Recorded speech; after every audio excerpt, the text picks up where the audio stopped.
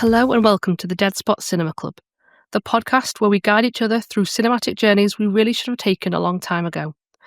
We pick those big famous movies everyone talks about, the ones where someone says, "You haven't seen that," and suddenly you feel like you failed at being a human being. We find the poor soul in our group who's never seen it and get them to watch it. So please join me, Amy, along with Andy. Oh, sorry, Master. Reese. Hello. And Mark. I didn't finger anyone in Westminster up. As we unravel the Da Vinci Code. Based on Dan Brown's best-selling 2003 novel, The Da Vinci Code hit cinemas in 2006, directed by Ron Howard. By this point, he'd already conquered space with Apollo 13, done mental math with A Beautiful Mind, and a full green furry Jim Carrey with The Grinch. Its budget was a staggering $125 million, and that investment paid off, the film grossing over $760 million worldwide, making it one of the highest-grossing films from 2006. Now, this film is not to be confused with the other 2006 film that came out 4 days later, also with Da Vinci in the title, which, yes, is a real thing. I looked it up. Surprisingly, that did not do as well as this film. Upon release, The Da Vinci Code was surrounded by controversy, adapted from one of the fastest-selling novels in history, with critics divided but audience flocking to see it. Love it or hate it, it's undeniably a cultural touchstone of the 2000s. I definitely remember when it came out. I think I read the book first, but I'm not 100% sure. Either way, it kicked off a bit of a Dan Brown phase for me. One of my clearest memories is being in France about age 14, spotting a copy of this book in French, obviously, realising for the first time that I actually recognised a book in a different language, which was quite interesting, and I felt quite worldly for about 5 minutes. So, Andy, have you seen this? So, I've never read the book of the Da Vinci Code, and I didn't actually see it when it first came out. I saw it a fair few years later because I wasn't caught up in the hype. Probably because you made me watch it, Amy. Yeah, I've seen it. I think I've got my opinion of the film, but yeah, I've got no emotional attachment to it. It's just a film that I've seen. Reese? Yeah, so I've seen this definitely a couple of times, maybe more than that. So I have a pretty good memory that, when I watch this again, I think it'll all be familiar to me, but I wouldn't be able to recall lots of specific scenes now. But I saw it soon after it came out and enjoyed it. I don't want to give away too much for Mark. But yeah, then went on to watch the sequels and we'll talk about them later, maybe, if it's appropriate. But yeah, I've seen it a couple of times because I think each time I've watched it, I've enjoyed it a little bit more. Mark, so I take it you're the one who hasn't seen it? Do you have any idea what it is you're going to be watching?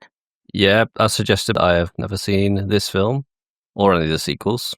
So the impression I get, it's some kind of national treasure-ish, globe-trotting, solving Renaissance riddles to find some kind of treasure that Da Vinci may or may not have planted. That's all I'm getting from the title. Okay. Any predictions off that? Or So I know Tom Hanks is in it. I've seen some pop culture parodies of it where monks are whipping themselves a lot. That's pretty much it. I'm expecting similar sort of tone to National Treasure, a little bit tongue-in-cheek at times, but mostly trying to be serious about conspiracy theories, which in my head can't happen. I guess I'm expecting the protagonist to be one of those super smart guys who is smarter than the person who wrote them. So they're going to do some things that just appear like magic. Like he just suddenly knows something and everyone goes, wow, how does he do that? He's so smart. But because the writer was not as smart as him, he can't figure out how he did it either. So he's just sort of made it happen. Those sort of tropes I'm expecting. But yeah, when this film came out, I don't know if I was just contrarian at the time, but I just wasn't that interested in going to see it. I did like National Treasure. I like films like that. So I don't know why I never went to see it, but I just didn't seem that interested. I like Tom Hanks and pretty much everything Tom Hanks is in. Okay, has anyone got any warnings for Mark for this? And anything you think he's going to find offensive? Tom Hanks' hair. Oh God, yeah. I think I've seen the poster. Isn't it like a mullet? I wish I could say that it was of the time, but it wasn't. I think Mark is going to really struggle with something. He's kind of alluded to it already, the level it operates on intellectually compared to what it's striving for. I think just if you can go in with a little bit of an open mind to that, don't don't get too hung up on like accuracy or just any fact. All right, just Don't worry about facts; they're not important in this film. Is what you're saying? Okay, so right, yeah. Put history aside. put history aside, put etymology aside, put geography aside. Just any of those like subjects from school. Just put them aside. I mean, because historical accuracy is quite important to me, as we discussed in like Gladiator and things. It's something I do try to look at, and I enjoy films more if they're more accurate. So maybe that's what put me off. But. Okay. On that note, I think it's time to go off and watch it. Do that now, and we'll come back to you when we're all done. Bye.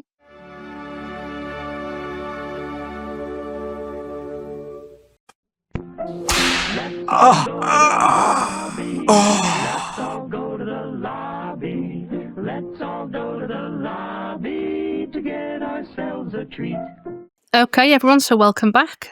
We've all been and watched the film. I just want to double check we've all watched the extended edition. Is that the 2-hour 54-minute one? It is. Whether that was too long, I'm sure we'll get into that. Mark, it was you that hadn't watched it, so what do you think? Yeah, I tried to keep an open mind when I went in, avoid being cynical, but it was difficult. I avoided the film and the books when they came out just because I'd heard they were a bit corny. I've heard the book described as accessible and broad appeal as a polite ways of saying they're dumbed down some bits. I expected somewhere between National Treasure and the Bourne films. Alphabetically, you got that. Tick. I was a bit impressed at times. I think it did a good job at some bits, but I think we'll get into that. So, should we just go from the start? Scene 1, Act 1. When I went to press play on the film and I saw it was 2 hours 54, I knew exactly how Reese felt when we asked him to watch Lord of the Rings. Thank you. No way this film could be nearly 3 hours long. How much content could there be? It's only like 8 paintings. Well, Honestly, I was quite surprised by that as well, because I remember this being like an hour and 10 minutes. Yeah, I was expecting 90 minutes. Yeah, I thought that too. I was like, I'll go back and check the non-extended edition, because I remember this being your average 88 minutes. Even the non-extended was like 2 hours. I was like, why did I ever watch this so many times? yeah. How did they get another hour of content that was cut? I feel, Wow. I feel like I must have never watched the extended before, and it was a lot. But I also couldn't work out what was new and what was part I was of like going to normal say what film. was actually. Yeah, I had no idea. What was in this that wasn't. It's just more shots of the Tom Hanks looking concerned. It's great. Yeah, the film opens. You got an older man running in a gallery while the paintings watch, seemingly. He activates the security system, but the gate won't stop the gun of Latino albino Paul Bettany. The guy decides to tell him the secret that he's been looking for, but we don't get to hear it. I mean, I had subtitles on, so I saw bits about Rose line, but I don't know if you're meant to hear that because it was called mumbled in French? Question mark? Spanish? Or something? It wasn't in the subtitles of what I was watching. So it was just background noise. European. That's what we'll call it. European, yeah. You hear him mumbling. The albino Paul Bettany's out to get a secret from him. He runs, he tries his best to get away, he locks himself away, he gives up the secret anyway, and then gets shot anyway, surprising absolutely no one. It then cuts fairly abruptly to Tom Hanks as Professor Robert Langdon, Professor of Religious Symbology at Harvard. Totally real job, that. Totally real. What is a symbol? And he's giving a lecture on the interpretation of symbols. And then it keeps coming back to the old man dying in the gallery while he's talking. So there's some suggestion that Robert, who we will now only refer to as Tom Hanks, he's a man who likes sort of rituals and preparations. So he's adjusting his notes, checking his microphone, pouring himself a drink, rubbing his hands, like his little ritual. And then he says, symbols are a language. Don't most languages use symbols in an alphabet of some rather than symbols being a language? Well, his definition, based on the backdrop in his presentation, is that anything you can see is a symbol. Because it goes from like letters and pictures all the way to like how somebody is stood. I mean, there's some truth to that, isn't there? But yeah, I mean, it's not Not the wisest observation. Yeah, where do you narrow down your field of study if that's what a symbol is? Yeah, he also does body language. He also does semaphore. Semaphore. Yeah, he starts his lecture. Picture says 1,000 words, but which words? Which is exactly the kind of line I expected from this film, to be honest. And he just calls out the audience for being dumb. Basically, he says like, "Oh, look, KKK robes worn by Catholics in Spain. The swastika used to mean peace." These are things you used to say to sound smart when you're 16, right? Psychology 101. That's what it is. This is like, year 8 level, trying to impress your mate. It's like, actually, did you know? Yeah, audience at Harvard going, "Wow, I didn't know that." They're at a conference about symbols, and the first picture they see is just a hood, which it wasn't even like explicitly a KKK hood or anything. Obviously, it isn't, but like that's a really vague starting point. And then to just be like, "What do you think of when you see this?" And everyone's immediately like, "Hey, racism!" You're like, guys, you're in this lecture. You expecting this to be just a plain answer? Like, it doesn't make sense. It's dumbed down for the audience, but like he's not giving the audience any credit whatsoever. So after the lecture, he goes to a book signing. Guy approaches, explains he's with the French FBI. The French BI. So you find out the old guy running through the gallery was a friend of his, and he's been found covered in these markings. And they want him to go and read it. Cut again to Paul Bettany in trouble with his boss. So he starts whipping himself. This is the part I mentioned in the pre-watch, where Monk whipping himself. I was like, I've seen this before. Was this in Scary Movie or something? This is from... You've seen this in Epic Movie. Because I don't remember watching This is what I asked in the pre-watch if you'd seen Epic Movie, and you said no, but Epic Movie has this character in it, and he's just like walking down a corridor chasing someone while whipping himself. Yeah. That's what you've seen. Wait, okay. Are we going past the part where he just shows crime scene photos in the middle of the book signing for everyone to see? It's waiting in the queue with their books. He sort of looks at it like a poker card a little bit, but yeah, it just gets handed to him across a crowd. There are so many people behind him that can see. We're going to keep this on a down low. We don't want to spread panic. Have you seen this? So the guy from Leon is a grumpy cop at the Louvre. Louvre? I always said love.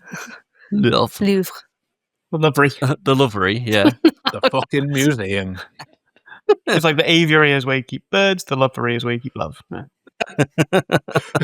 Yeah. Tom Hanks is sharing some facts with him, wants to dump his knowledge, show how smart he is, points some stuff out, and he just doesn't give a shit, including his pyramid fact. And then you get this bit where he's scared to go in the elevator, and you get the impression he's scared of small spaces. Like, there's so much backstory and exposition just being dumped on us straight away. It's like, this guy is smart, and he is scared of small spaces.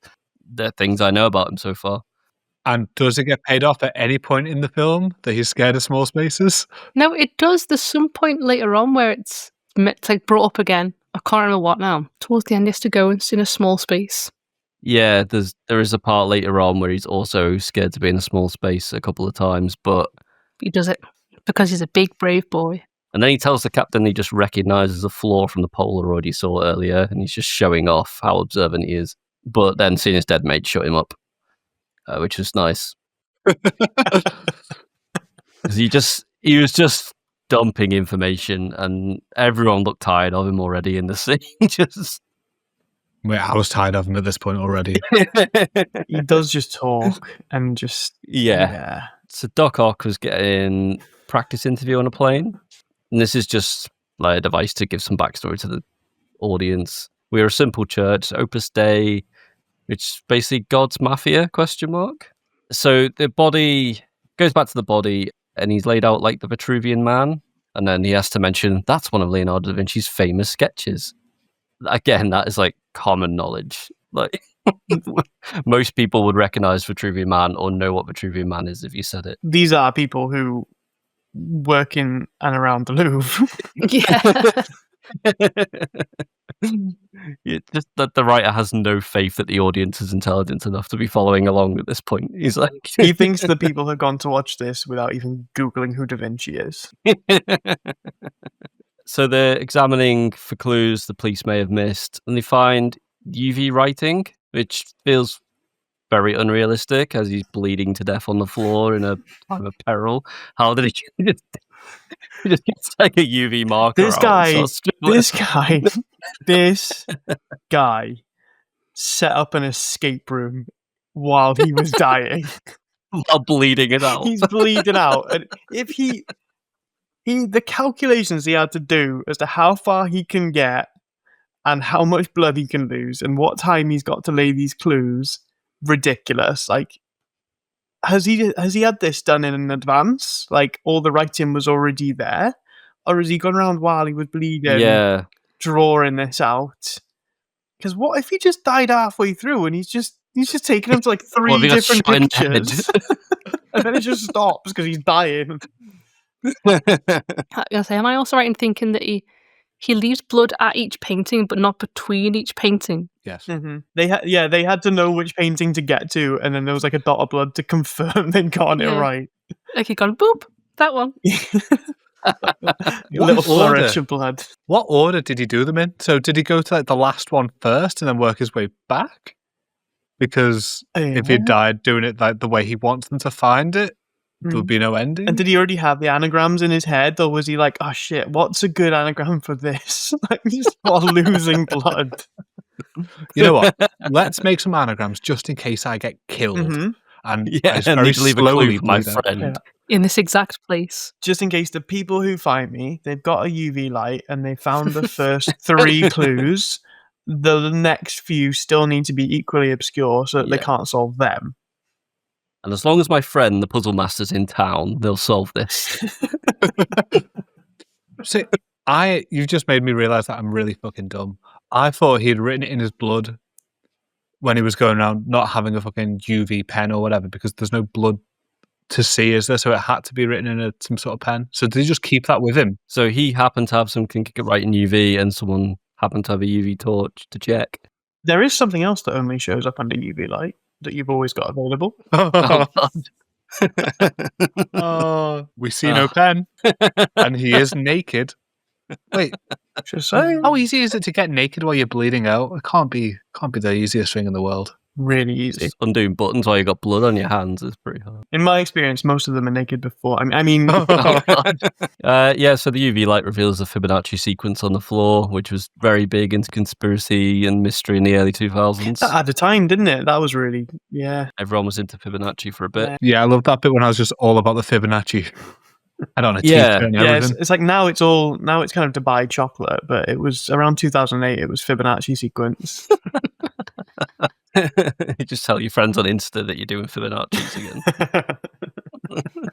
Get ready with me while I go and write Fibonacci sequences on the wall of the Louvre. So the only female actor with lines for most of the film turns up. The plot thickens and she says she doesn't trust the captain. We are to trust her instead. So he does. Because she appreciates art like him, so she's the good guy. No one that likes art could ever be bad. Oh, yeah. The Nazis never took art, did they? No.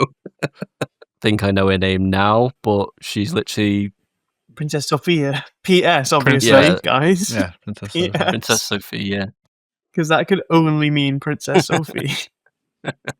For 90% of the film plus, there are no other female actors at all. No. So it sounds like he's being set up as a patsy for the murder, and I can't tell now if that's malicious or whether he's just an easy suspect nearby to close the case. She points out they've got a tracking device in his pocket, and he just pulls it out, and it's just a loose tracking device that they slipped in his pocket. That doesn't just seem the best way to track someone, just dropping it in a pocket. And this is where she reveals that she was the dead guy's granddaughter, and she wants to help him solve the murder, so she's breaking him out. She sends the police off by lobbing the tracker in a dump truck. And 99% of the police in the area begin to chase this dump truck while they sneak back to the body. They don't even try and leave. They just go back to the scene of the crime. Yeah, I'd noticed at this point how tall Tom Hanks's head looks with a widow's peak and mullet. Yeah, what do you think of the haircut? That was not a good haircut for him. To my knowledge, the only movie had that type of hair in. I think maybe the character in the book was described as having this hair, because it's not even like it's... It looked so out of place, didn't it? Yeah. And he didn't have like a particularly striking aesthetic to suit it. or anything. No. It was so distracting and out of place because Tom Hanks, he's huge and has the same hairstyle in every single thing he plays and morphs into the character he's playing regardless of his hair. So Yeah. it's so weird that they were like, nah, no one's going to believe him as Robert Langdon unless we put this super distracting long hairdo on him. Like, there's probably no other pictures of what Robert Langdon's meant to look like, so they probably would have got away with him just having, like, short back and sides. Because historically, people that love books are very forgiving when you change what the main character looks like in a film. Yeah. But yeah, they go back to the crime scene anyway after they've sent 99% of the police away. He pauses and says, "Wait a minute," like a 90s or an 80s detective in a cartoon. And she's like, "Professor, what is it?" And he goes, "This is meaningless, unless..." But he won't let on what he's thinking because it's clear the writer doesn't know how this guy's brain works either. So he doesn't want to share with the audience how he does it. He just remembers what he sees and does the Sherlock Holmes magic solve thing in front of his eyes with the anagram. He cuts away to the police. They find the tracker in the truck and they're blown away by how intelligent this man is to have thrown a tracker out the window. Wow, this guy, he's Jason Bourne. And then again, he's using way too much UV. He's following it around, another anagram, and then, oh, it's Da Vinci again, blood again. This can't be. But again, doesn't share what he's thinking. It's just when it's like something that's on the front page of Wikipedia, he's quite happy to tell you all about it. But when it's involving, you know, a bit of bilateral thinking, that's when he goes in his own head and goes a bit quiet. And it's like the writer clearly just doesn't know how to explain it, and they've disguised it as, oh, he's just thinking. He's really busy thinking. But yeah, he just jumps to the conclusion magically. One policeman that got left behind finds them. So they threaten to stab the painting with this key they found, and then they leave the crime scene. They mention a secret society. They try to return to the embassy, but there's police waiting. So she reverses the car for about 6 miles at like 30 miles an hour back. There was a really strange lingering shot of a Les Mis poster. I don't know why that was. Because that's also French. We're in France, Mark. They have no other shows. I've realised how many films we've done that have a long scene in Paris. Unnecessarily long scene in Paris. There is a thing where movies that have... I know when movies have London in it, if they have things like London Bridge and the Eye in it for a certain amount of time, they can get tax breaks for the movie based on like tourism and stuff like that. So maybe it's similar in Paris. A lot of action films spend a lot of time on that one street in Paris that is in every film. And then there's a flashback where he went to prison for a murder in what looks like the 18th century. And then you realise this is an origin story. He's not a time traveller. Oh, it's unnecessary, isn't it? It's like, I don't give a shit about his origin story. He's just a device. And then, yeah, this backstory, the bishop saved him. He saved the bishop. So he basically becomes this secret society's hitman. Did they train him? Because he just killed one guy. It doesn't like he did much fighting in prison either. They were just in like little cells. So where he got these skills from, I don't know. Reading the Bible made him... Made him vengeful. You know, read a book, increase your level, put it all in strength. So he's in the church and he's following the rose line, solving this riddle that he's got from the dead guy. He smashes open the floor and finds what looks like a stone box of Quality Street with a Bible reference on it. And he's really pissed off at that. Probably because there was sewing stuff inside it. Police find the car. They cotton on to the decoy train tickets that they bought. So they're finally starting to display some common sense. They then realise they're on a treasure hunt, which we all knew. They talk about the mythical secret brotherhood who were murdered, but it was a myth. So they were murdered in the myth.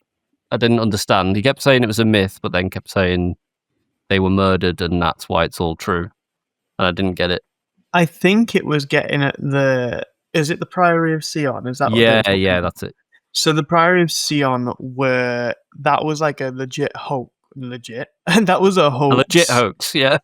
So that's like in true life, that was Yeah. a hoax made up in like the 50s by some like French person that wanted to be of esteem in the aristocratic society. So he kind of like made up these people and made up some evidence that they existed so that he could pretend he had some links to them basically, and almost, not that he wanted to form a cult, he just wanted to have some esteem.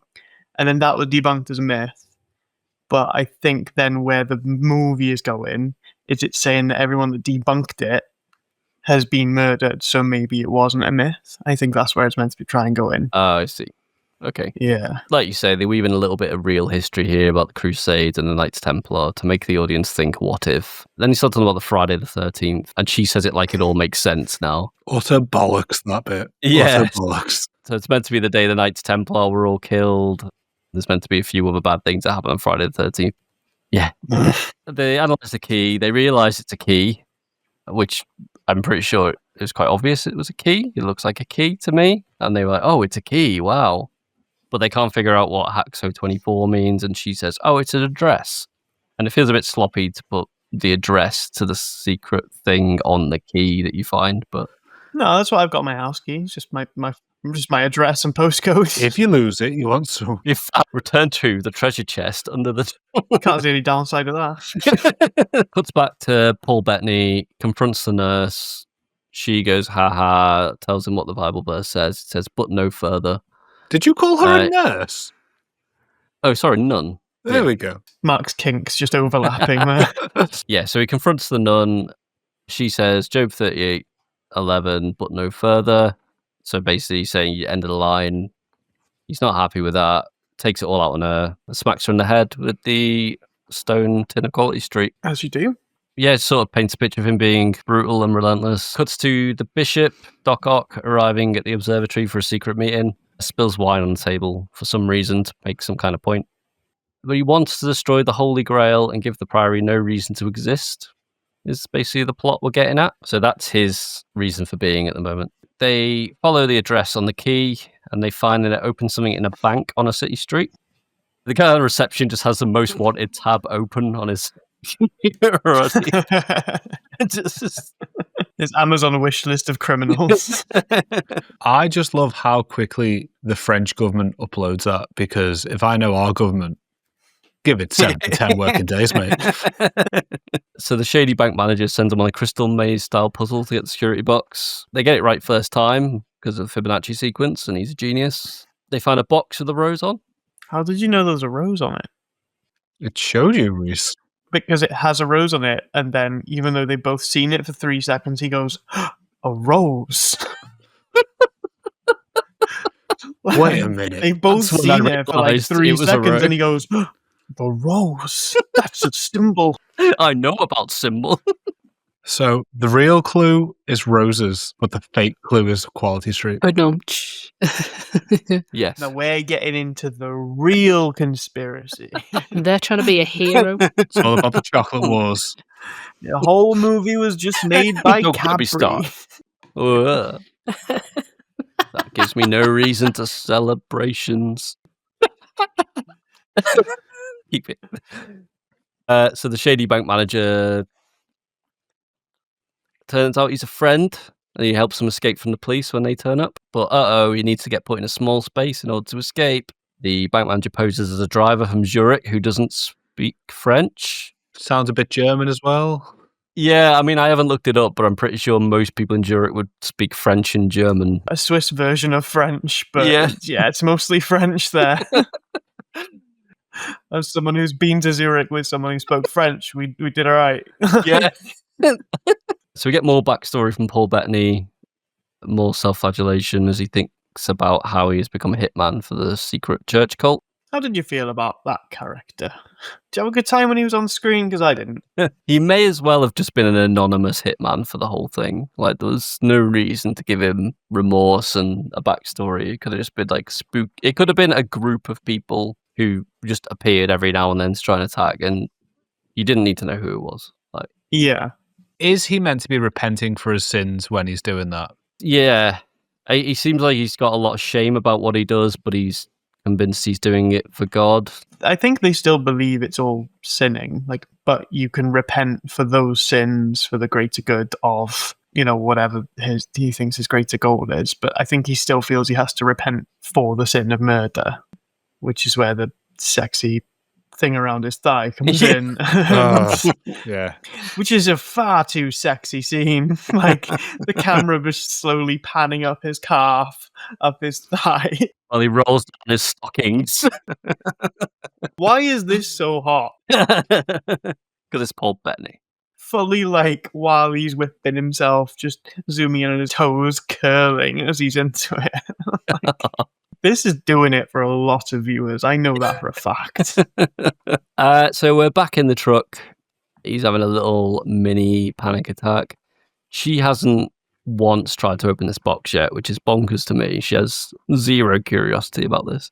He makes her try and open it to distract from the fact he's pissing sweat and having flashbacks about being in Batman Begins.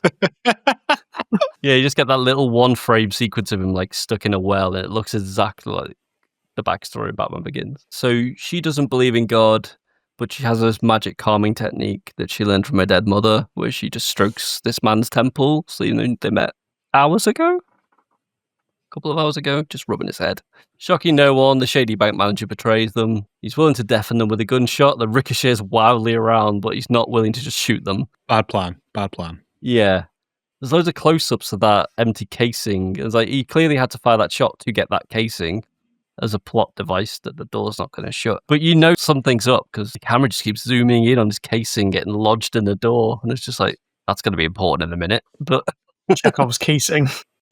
But Professor Hank starts to interrogate her because he's had a shit night. He thinks she's been chosen to continue the old museum boy's legacy, but conveniently he has another friend nearby to head to who's going to help him with this. But the truck is now being tracked by GPS, we find out. So they go to his mate who lives nearby in a big old stately manor. So the plan at this point, he wants to go and hide out in this convenient Holy Grail expert's house that's nearby. Happens to be his good friend, while holding the clue to where the Holy Grail is, but doesn't want to say anything to his friend, who is definitely going to find out eventually. We cut back to the bishop and the captain. We find out they're in cahoots. I didn't guess that at that point, but I wasn't exactly shocked by it. I think the film wanted me to be. There was a bit of back and forth about what was true and what was myth, and I think that I was quite impressed by that. It was at least giving both sides the story, but still leaving that big what if for the audience to give them some...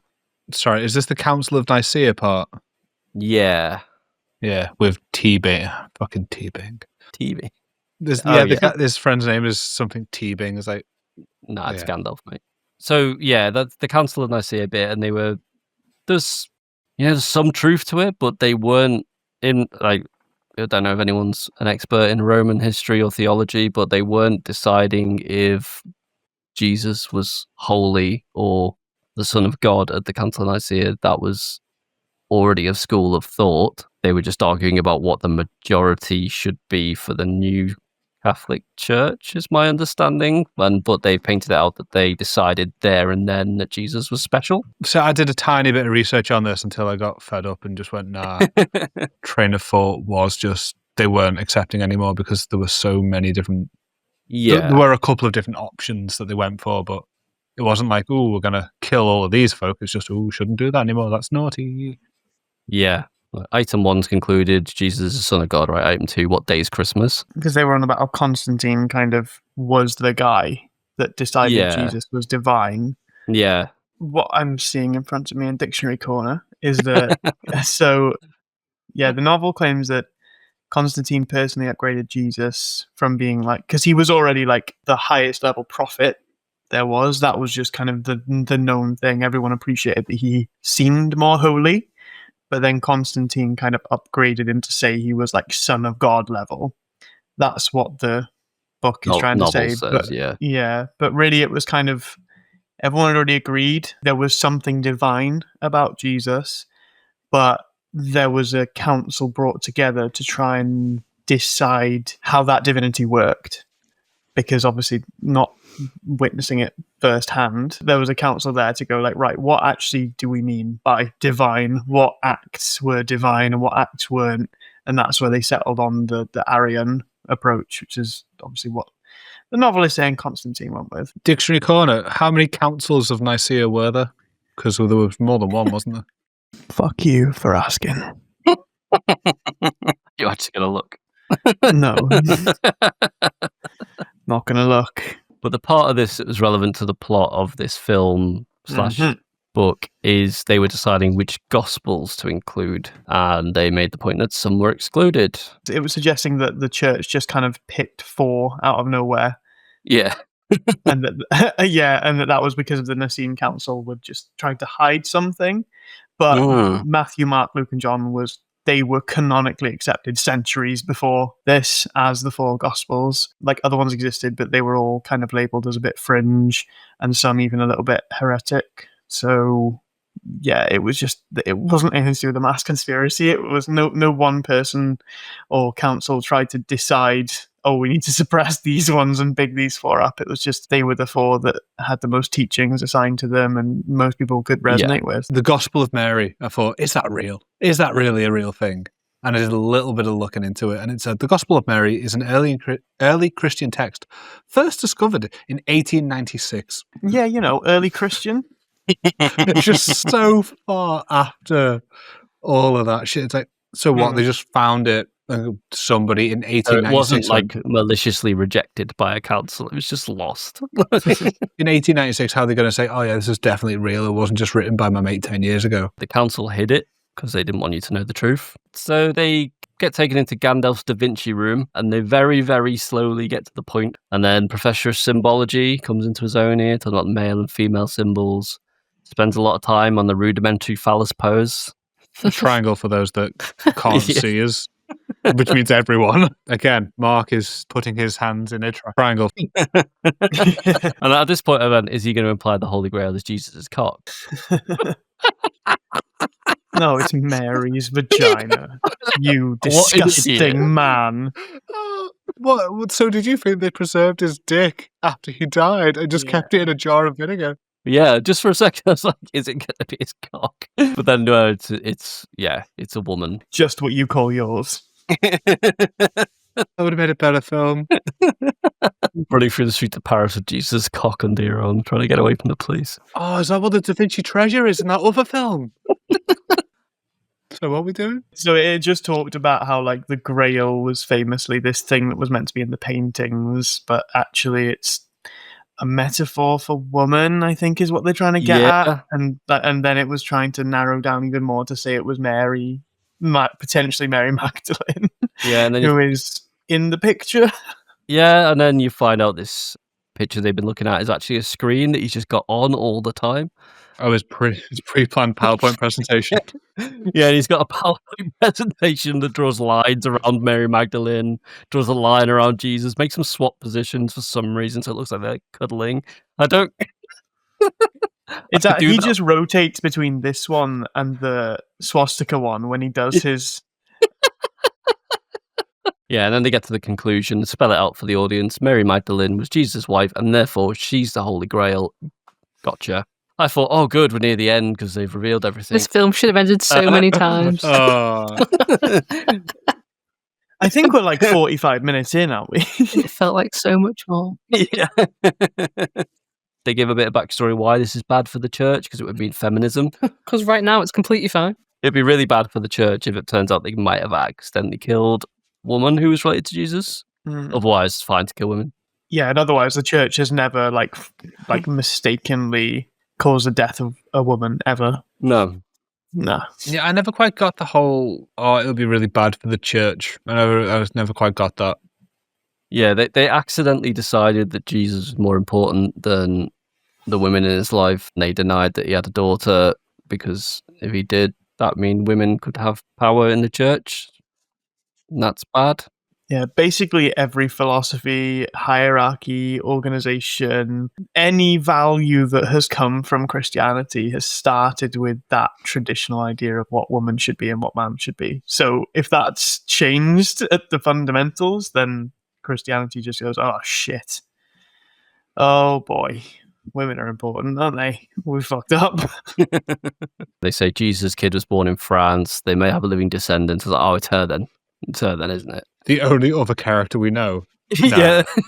Gandalf is then informed that Tom Hanks is on the news, and he gets really angry. And it's when Paul Bettany albino hitman sneaks into the house in the background. Oh, but he waits so nicely though, doesn't he? Yeah. He's very good at just like waiting in the shadows until everyone's finished talking. He does that a couple of times. For someone who really stands out, he is very, very subtle. His skin reflects the moonlight. Yeah, no one ever even points him out, and he's quite an interesting looking man. The scarred albino guy that only speaks Latin and wears monk's robes and no shoes. You'd pick him out of a lineup, wouldn't you? Although I did think in the opening sequence of the film, it was Lawrence Fox, because I just always get those two confused. They got similar faces. Are we thinking of the same Lawrence Fox? I'm thinking of like a political commentator. Yeah. Yeah, he was an actor at one point. I didn't know Lawrence Fox used to be an actor. Yeah, he was in Layer Cake. No, Wimbledon. Wimbledon he was in. Paul Bettany was in Wimbledon. No. What was Lawrence Fox in? See? They're the same guy. Mandela effect. Yeah. Yeah, Paul Bettany's such a fucking racist, actually. Oh, did I have to put another at time of recording? At time of recording, Paul Bettany was not a racist. Oh, shit. But Lawrence Fox was. Was. Like, between then and now. At time of recording, Lawrence Fox is still alive and still a racist. Yeah, like we find out in a year's time he actually had a TBI and he was never a racist. Okay. I'm cutting all of that. Don't worry about that shit. So Tom Hanks realizes her granddad was the Priory boss, and he whips out the rose box to get Gandalf back on their side now that he's realized he's harboring fugitives. Probably somewhere. He's whipping out a rose box, a euphemism. She flung it open, was fidgeting with it, playing with it, trying to just guess the code. Whereas he's like got it under like an examination light and using tweezers to open the lever. It's like she's already opened and closed it like a fidget toy like 50 times at this point. And then he says, I believe the map to the Holy Grail is inside. And at that point, I realized this is not over, is it? This is nowhere near over. So yeah, Gandalf tries to help them escape on their plane. They use the intercom to trick the cops to go upstairs in the house when actually they're in the garage. Those fucking idiots. The French FBI tactic of sending 99% of all resources to one location. I hear there's a big sort of plot hole in this one where Gandalf actually could have put them on the plane at the beginning of the movie and they would have been able to get to Mount Doom without. Of course, they escape in a Land Rover because he's old and British. Paul Bettany wakes up in the back of the Land Rover. I found it very weird that they brought him. Every adventure needs a wild card. Yeah, it must have took a bit longer to escape carrying an unconscious monk. He's the kind of character you'd want on your side, though, I guess. Like a bit of a psycho monk. Just unleash him. Sneak in the shadows, yeah. So they're escaping to Zurich on a private plane now, but Interpol know that they've put the flight plan in. There's a bit about the bishop getting money for something. I probably missed something really important in the plot, but I doubt it. So this is the first time they actually sit down and try and figure out what the code might be for the box. At this point, I start to think she knows it because there's loads of reference to like games she played with her granddad when they were little, songs she learned. So I was like, oh, she's going to just like have an epiphany and remember one of those songs. And that's going to be the answer at this point. Mm-hmm. That's how these films usually go. It's that scene from The Pacifier where Vin Diesel is like hopping through the garage to avoid. No, just me? Okay. No, we haven't seen that. But on the list. On the list. But then he just popped the disc off the box. I realised at this point, like, this isn't like an old antique box that's been carrying this for years. This is something that's been made like recently because it's all like shiny brass and varnished wood. The plane's been diverted to London because they've got some new clues and the generic globetrotting adventure commences. But they go to a medieval church in London. Tom Hanks starts to do some serious thinking. So he's pulled some obscure facts out to impress the ladies, but he's careful not to speak in like a non-jargon terms when he's talking to his other professor friend. They're just shouting facts at each other. Tom Hanks doesn't think these are the tombs that they want because he's found a tourist pamphlet. he just picks up, like, they're having a big old think about it, and then he picks up this pamphlet that he finds on the bench, and then he's like, oh, we're in the wrong place. Do you care to elaborate? It just doesn't really. When you will watch it at this point, right, what do you think they're looking for? I wasn't quite sure. Like, I know that they've explained it. Like, right, we're after the Holy Grail. The Holy Grail is not a cup, it's a woman. I was like, okay, well, what are we looking for? Like, is it a bag of bones? Is it a coffin? Is it what are we actually? That's exactly the same. I was like, what are we looking for here? Like, is there going to be a tomb with like a picture of a cup on it, or is someone buried with a cup? Are we just looking for someone's body, and then what are we going to do with it? Like, what's the aim here? I couldn't get my head around it, and I still can't, to be honest, because it's bullshit. You still don't know what they were looking for. And then what they were going to do with that when they found her. Yeah, and he's still doing that thing where he's keeping his thought process and showing his working to himself. He's quite happy to tell you, oh, this castle was built in such and such. That's the tomb of such and such. That symbol means this. But then when he's figured something out, he's like, oh, I figured it out. Yeah. Follow me. And it's like, Because Dan Brown can't Google how to solve a puzzle, but he can Google when that church was built. yeah, he can't design an escape room, but he can read Wikipedia. She starts to get negative vibes, and we can see that, Bettany's doing his thing, or he's standing in the background, patiently waiting for them to stop talking before he attacks them. Because they pause for a few seconds, he takes his chance, bum rushes her with a knife.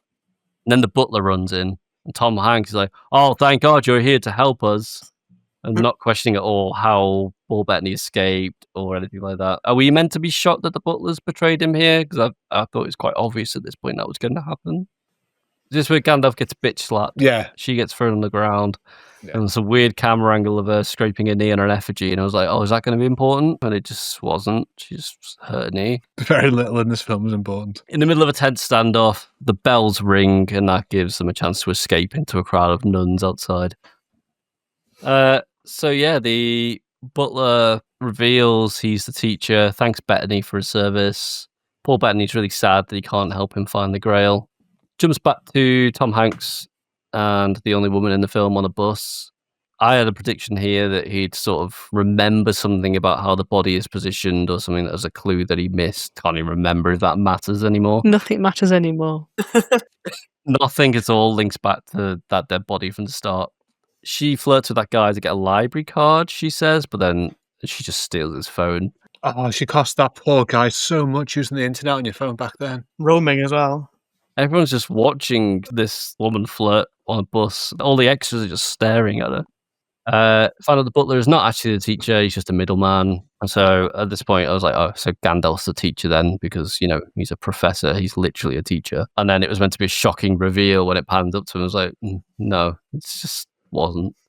So Ian McKellen's got a big part in this. Who would have thought? As the smart guy. He dobs him into the police on the butler's phone, and the police are just like, okay with the idea of Opus Dei? And it's like, oh yeah, sure. They get off the bus at the next tourist hotspot for tax break. They're going to Westminster Abbey for Isaac Newton's and Alexander Pope are mentioned, a Pope, and they're like, yeah. And it's all very Assassin's Creed at this point, isn't it? They're just linking conspiracy theories together to say, like, and this is why we have to assassinate. What do you mean at this point it's been Assassin's Creed all the way through? Yeah, true. But they're just dumping facts, thinking out loud so the audience can keep up with the clues that are being pulled out of thin air. I can't even remember where they got a Pope from. Was that on the brass plaque in the box? Yeah, it says on there, but the reason he thought of Alexander Pope was because that random guy whose phone he's racking up a massive bill on goes, oh, it's a syntax issue, because you see, you're putting a Pope, and that's bringing up Alexander Pope. You need to be a bit more specific. It was such a jarring bit. So dumb. Right, that makes more sense. He's not just pulling out of thin air, at least. But, it's still dumb. So they get to Isaac Newton's grave, and she spots track marks in the dust, and she goes, oh, Gandalf's been here. And then he just turns up and goes, yes, I'm here. Okay. Why was that needed? He takes them hostage at a public place, leading them off with his cane, I guess. Bettany's about to whip himself again in the safe house, but then the police show up. You said that as if he can't resist. Like he's like his main aim in this whole movie is to whip himself, and like every other character's just trying to get in the way of that. Yeah, like he's there whipping himself, and then he gets a call like, "Sorry, mate, I know you're busy, but you need to go do another murder." He's like, I've not done enough whips yet. So has he brought a travel whip with him? Because the last time he was doing this was in France. He bought it in the airport next to Travel Ludo. Next to the little toothpastes. You can buy like a mini Bible with a travel whip. Because this isn't his safe house, it's just a random safe house. Yeah, this is what he's been dumped at, and he's going to whip in it, yeah. Mm-hmm. It's all got a bit wrong, but then they realise Gandalf's betrayed them, and the Opus Dei branch of Grail Hunters seems to have ended there. The captain realises he's been used by the bishop. The bishop says, I can't be implicated here, to the police officer he betrayed in front of several people who speak English, including a paramedic extra who's just like pretending not to hear. The hostage situation in Westminster Abbey. Gandalf's bragging about how he's tricked everyone, and it feels like we're reaching the end now. All the threads have led to this point. The betrayals have been revealed. The baddie has them in a room and they're trying to solve the final riddle. How is there 40 minutes left? She refuses to open the Rubik's Cube, claims she doesn't know still. She starts to get a bit panicked. The guy who teaches symbols says she can't do it, but give me a moment. Because I'm a man. Just snatches it off her, and then he just like stares into space, keeping all his thoughts to himself. Starts to show like the puzzle is fucking mind palace without any explanation of how. But then he says, "Oh, I'm sorry, I can't do it." He solved it. I expect him to turn around and go, "Sorry, you're such a loser," and smash it on the floor, which is almost what he did. So he lobs it in the ground, making him dive for it so they can make their escape. And they arrest Gandalf. They go in to interrogate them. They reconcile with the captain. He apologizes. They're all cool now. The captain tells them how many people the monk had killed and how he was struggling to solve all these murders. He apologizes and lets them go. And then he says, "That's why we study history, so we stop killing each other," which is very corny. Was Dan Brown a history teacher? Is this just him trying to make history teachers cool? The fact that you're getting anything about Dan Brown from this, all I'm getting is that he doesn't know how to finish a story. Well, they wrote 2 other books. Dan Brown is not a historian. You'll be surprised to hear. He studied English and art history at Amherst College and has a strong interest in Renaissance art, cryptography, and symbology. That must be how he knows about Da Vinci. I realised after they let them go, the police had just been doing all these interviews in Westminster Abbey. They've just been interrogating suspects inside like really famous church that had loads of tourists coming in and out. Well, they're not actually in Westminster Abbey, you know. Not actually in Westminster Abbey. Is this where you say it's not actually Big Ben's the bell? No, just that Westminster Abbey said, "No, you absolutely can't film that heretic shit here." Oh, really? They were like, "You want to say what about the fucking Christian church? No, you can't come into the most holy building in London. Fuck off." So yeah, they were not allowed to film in Westminster Abbey. Instead, they filmed in Lincoln Cathedral. This says they were allowed to film some parts in Westminster Abbey. The exterior shots, they were allowed inside. So they could stand outside and take pictures. Oh, okay, yeah. It's really hard to dress up Lincoln Cathedral as Westminster Abbey from the outside. Not as difficult inside. Lincoln Cathedral's on a hill. Like, why do you know so much about Lincoln Cathedral, Mark? Also, really, everyone knows it's on a hill, guys. I used to live like 25 minutes from Lincoln, so I've seen it. I don't know what the fuck. What's 25 minutes away from where I live? I've been to Lincoln. I rented a van from there, right? Used to finger girls in the graveyard. Anyway, I lost a place now. I didn't finger anyone in Westminster Abbey. Just cutting that one bit. That's your intro to the episode. So Gandalf accuses him of taking the scroll out, and he just looks really smug. So they read the riddle that's inside. They realise Rosalind, Rose, it's Mary Magdalene's original chapel. And they're just in no rush to go inside this church at the end of this journey. They're just like dawdling up to it again. They're like, surely it's ended now, guys. Let me go home. Yeah. He nerds out over the decor, saying, "Oh yeah, this is amazing. Love all these symbols." But she's creeped out because she recognises it. They find the Star of David, and then they realise it's the pagan symbol for, male and female overlapping. They've already said that as well. Yeah. He said that right at the beginning. They don't trust the audience to be following along at this point. I mean, I wasn't. I've seen this movie lots of times. When I tried to watch it last week and the week before, I fucking didn't. It was on. But I was like, how am I still... I can remember what happens more or less, but I can't follow this bullshit. I've already seen it and I don't know what's going on. Literally, yeah. The curator looks a bit suspicious. To me, he's acting like he thinks they're trying to sneak off to fuck in one of the back rooms or something, and that's why he's following them. Like, you can't do that. Probably had too many people getting fingered in there. You'd be surprised how often it happens. Mark's got his picture on the wall in there. Do not let this man in. And whatever tortured goth girl he brings with him.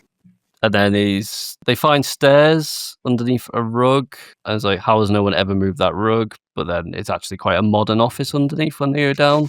And then they realise the Grail was here, but it's been moved. Cuts away to burly men turning up outside the chapel while Tom Hanks is busy looking at old scrolls. She reveals a time when she had a falling out with her granddad because she wanted to know about her dead parents, and the granddad kept getting angry about it. And then she saw her granddad doing a pagan sex ritual, and that's the reason she ran away from home. But I mean, that would haunt anyone. Yeah, I don't want to see my granddad. Yeah, nobody wants that. It's not on anyone's list of top 10 things to see walking on your granddad doing, is Then you it? find out it's okay because it's not actually a granddad. Oh yeah, makes it fine. Yeah. There's an old man who's not related to her, which is all right then. So because they're going through the family tree, and they go, oh, she was a Saint Clair, so she's a descendant of Saint David, and therefore she's probably Jesus. She was abducted from a real family because she's the Holy Grail. She's got the bloodline, blah, blah, blah, blah. And the Burley men are actually there to guard/worship her because it's the priory. And then a real Nan comes out the crowd. And that's meant to be a big shock. I still don't know what that means at this point, her being the Holy Grail. She's descended from Jesus. Yeah, but like, no one can evidence that. I think that's why they're trying to find the body. Yeah. Prove it. To what? They haven't got Christ's blood to test it against. Yeah, they want to DNA test Mary Magdalene's corpse to find out if they're related. But it just proves she's related to Mary Magdalene. Right. You know, the prostitute, yeah, Mary Magdalene? Yeah.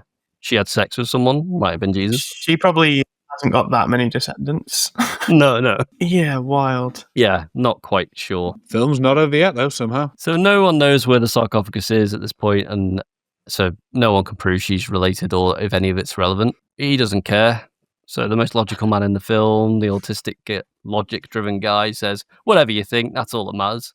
So he's an atheist academic, and he's actually explaining how they both believe in the divine sometimes, and maybe she is actually Jesus because she's healed his anxiety by rubbing his face once. And she bribed that addict on the bench. That's something Jesus would do. That's the point he makes. Deeply upsets me. Like, both of those things were entirely manufactured by him. Yeah. And he's like, oh, those are signs that, in the last day I've known you, you've basically done the Bible. So, yeah, must be you, GZC. And then he just casually gives her a hug, kisses her on the forehead. You know, you might be descended from Jesus, just give her a kiss. Stay on the good side for now. She might have almost a burly men on her side in 10 minutes. So, yeah, stay on a good books. She jokes about walking on the water, turning water to wine, and then she heads back inside, and that's the last we see of her. There is one last scene, back in Paris at the Ritz. Presumably this is where he was staying before his lecture. So he cuts himself while shaving, he watches the blood drip, and then he suddenly has a realization, and he reads his own book again to make sure he's right, and he gets reminded the Rose Line exists, which is the line that runs north to south through the centre of Paris. He does his own little mini treasure hunt in the middle of the night in Paris, following all these gold plaques back to the gallery where he first noticed those pyramids he was interested in. And then he realizes Mary Magdalene's buried under a tiny pyramid in the Louvre. Yes.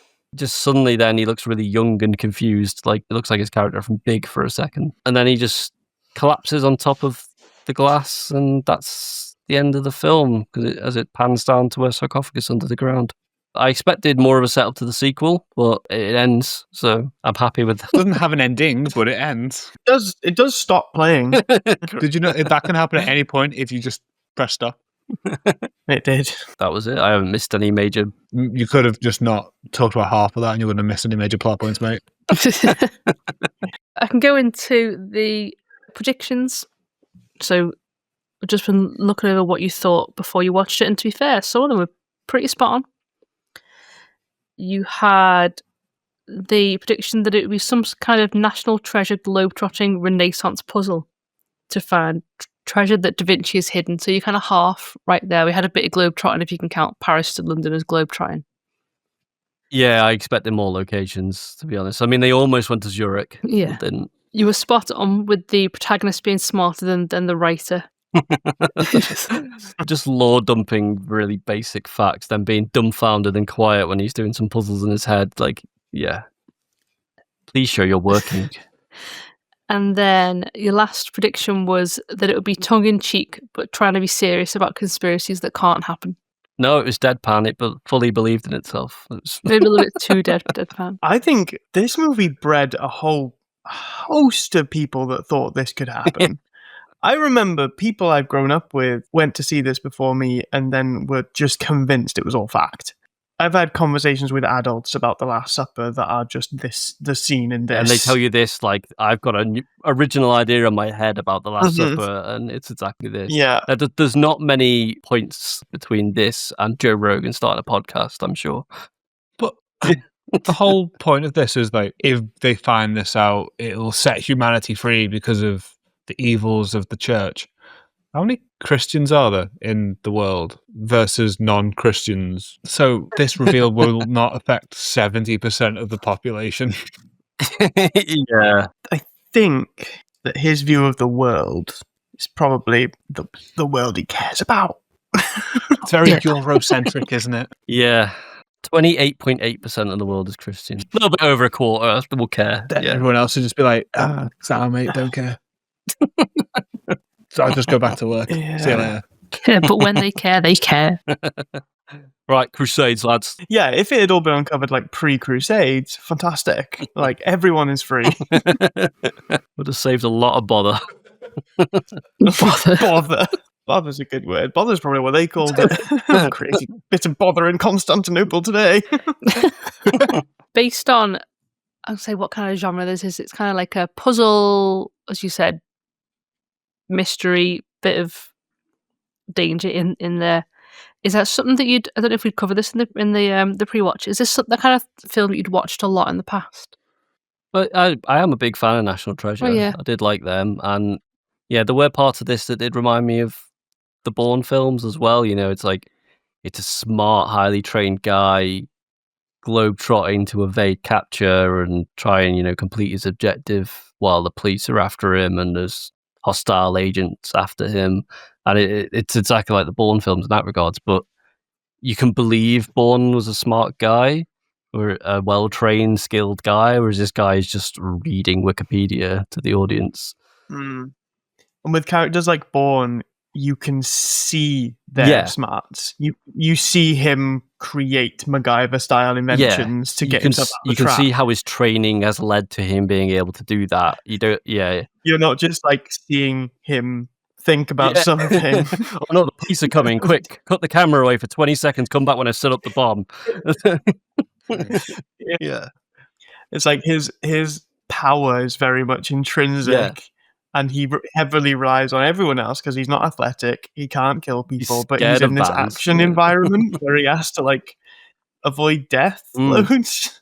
He's not the main character. He doesn't help solve the puzzles as much as I thought he would. He's just sort of there, like catalyzing the whole thing. Like the story's from his perspective, but he's not that important to it.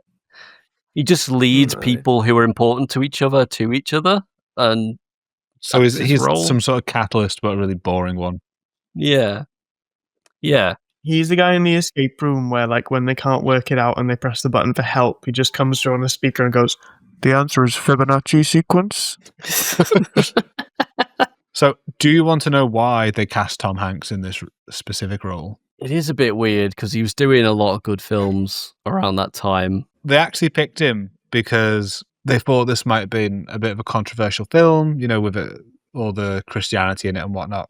So they thought, if we can cast Tom Hanks and give him a fuck ton of money, that'll help, give a bit of credibility towards the film and maybe stop a little bit of the backlash. Because everyone loves Tom Hanks, right? Was there a lot of backlash? The churches hated it. Yeah, but the church hates most films. Yeah, well, the Vatican and Catholic groups condemned it as blasphemy, and there were a lot of protests, and some countries banned it, and a couple of the Middle Eastern countries limited its distribution or like edited it to get rid of certain scenes. So internationally, a lot of people thought this was a taboo film, I guess. So they couldn't watch the extended edition. That was a I was going to say, I do wonder if these people who had an edited version, were their version better than our version? Did it make more sense? More concise. I mean, the church has also condemned Harry Potter. So you tend to find that church pushback usually helps sales because when that dies down, there is a spike. Also, critics panned this film despite how popular and how many people went to see it.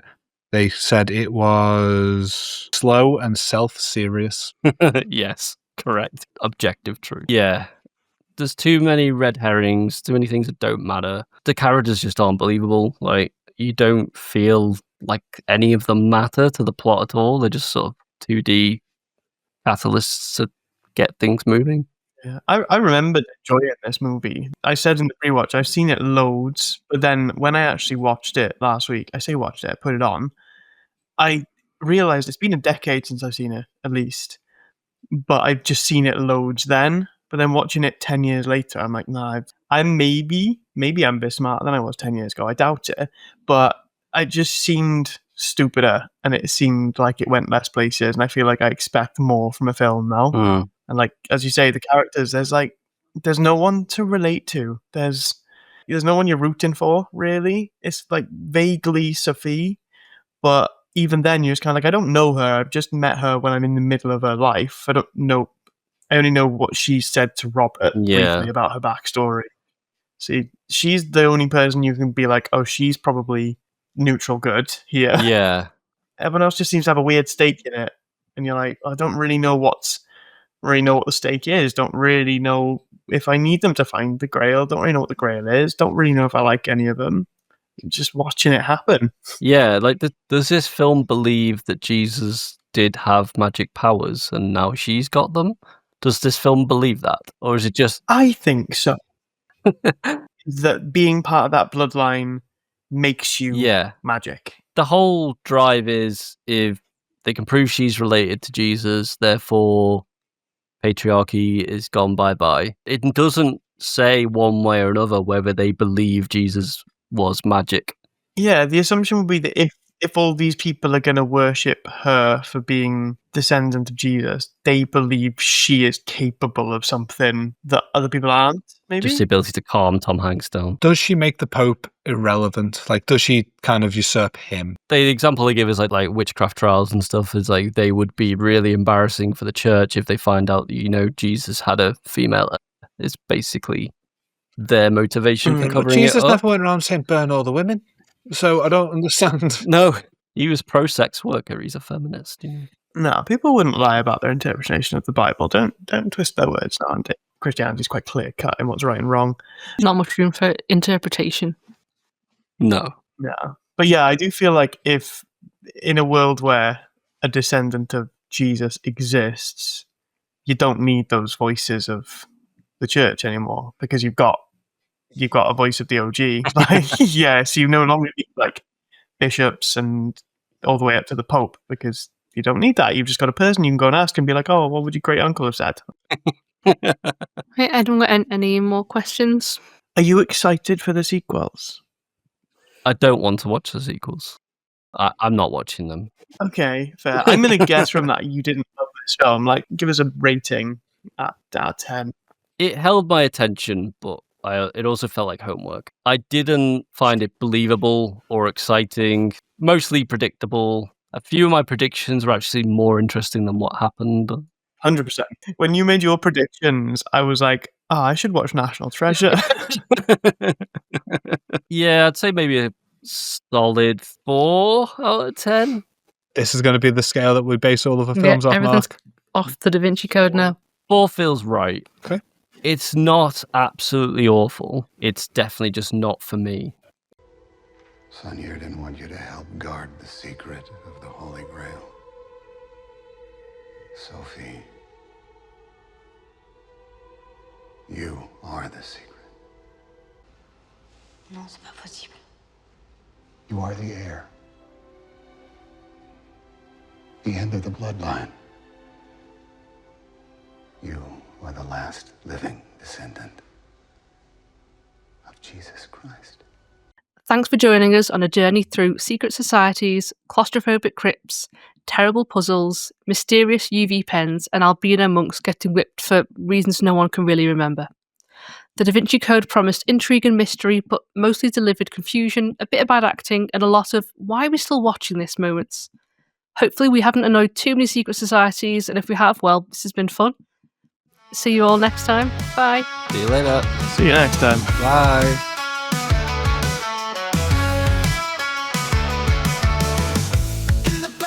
Shadows crawl. We sift through films big and small. Projectors flicker, tapes rewind. Chasing stories we have yet to find. It's a dead spot cinema club.